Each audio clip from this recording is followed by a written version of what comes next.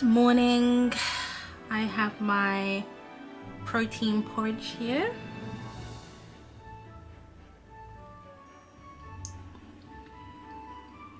It might not look the nicest, but it actually is the nicest. The protein that I used was banana, what is it? Chocolate banana, and it just gives it that little bit of flavor. I'm awake and I'm ready to start my uni day. I'm on my 2-week pathology rotation. This is the 2nd week.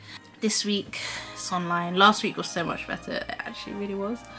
But what can you do? So let's see what we have on the agenda today. So even though I'm working from home, I have got up, bathed, put on my work outfit. It's just a acceptable, cozy outfit because I'm going to be on Teams, Microsoft Teams, and we have to put our cameras on. So I haven't really done my hair, but I think it looks acceptable. So also it makes me feel like I'm up and ready, not just slouching in my pajamas. From 9 to 11 we have a seminar on outbreak investigation. What is that, you say? It's a case, so we have a case study on respiratory illness in abattoir workers in Scotland 2006. And there are some zoonotic diseases in abattoirs, which means that they can be passed from animal to human. So obviously that is a public health situation. And I guess in this scenario there was an outbreak of, I think it's Q fever.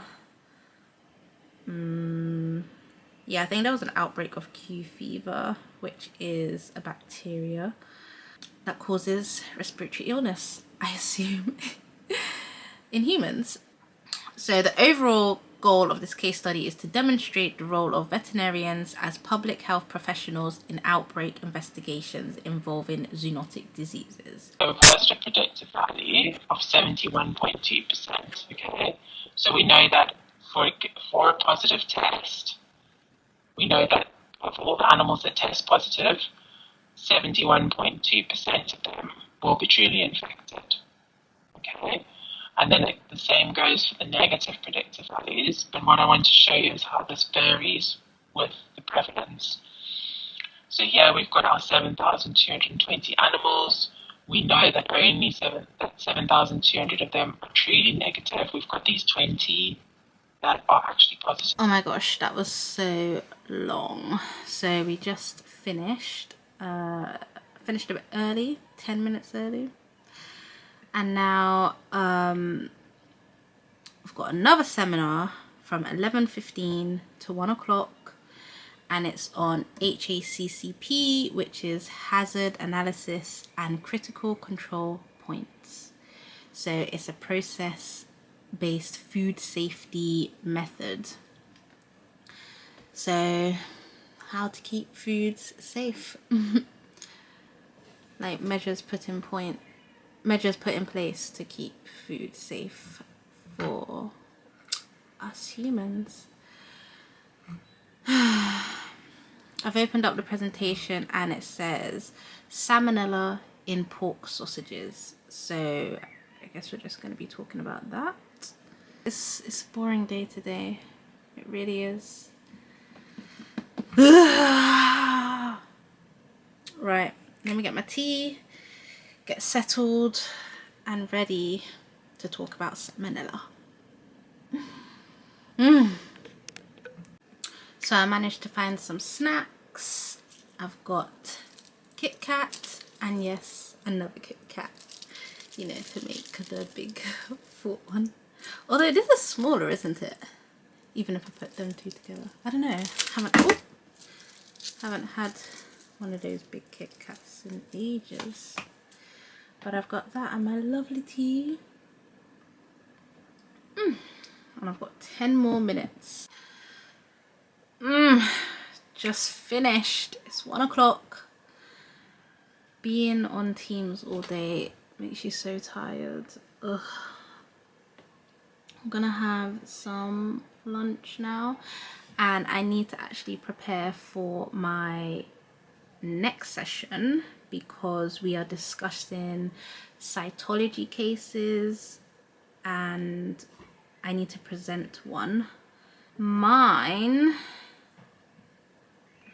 what's my case on again? So mine is a cat and it presented with anemia and jaundice, and it had a small firm mass on its head which was discovered 2 months ago. They took an FNA, which is a fine needle aspirate, of the mass on the head, and then they've shown us what they found like under the microscope. So now I need to identify the cells that are on the slide and then just explain what the mass is. So for mine, I found that there were quite a few red blood cells, and then I saw that there were some mast cells and eosinophils. So because there are mast cells, we can one of the differentials would be that it is a mast cell tumor due to the mast cells, and there are eosinophils because eosinophils are produced either if there's parasites or if there's like an allergic reaction, and because mast cells release histamine, that is what is produced with like allergies and stuff. So that's why those are there. They've given us the slide, so it's on some we click on this link and then it opens up the slide, so then we can use the mouse to move around on. I might just show you because that'll be easier to explain. I mean, easier to see than explaining, but I have to look and see what cells are on the slide.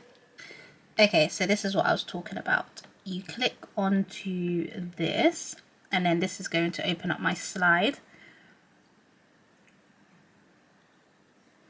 So this is like what you would see under a microscope, and then you can use this over here to change the lens. So we can zoom in a bit further. Actually, no, let's zoom out. Okay, so these are red blood cells, you can see here, and these are round cells, which I need to ask. Oh no, let me do it back in. I need to ask if they're the mast cells, because I said before, oh, here's a eosinophil. As you can see, it's like got a segmented nucleus, and these are red granules. And then these are the red blood cells. I think these little purple bits are histamine release from the mast cells. So I think this is a mast cell here because you can see the purple granules. I have finally finished. Presentation went well. All the other ones went well as well.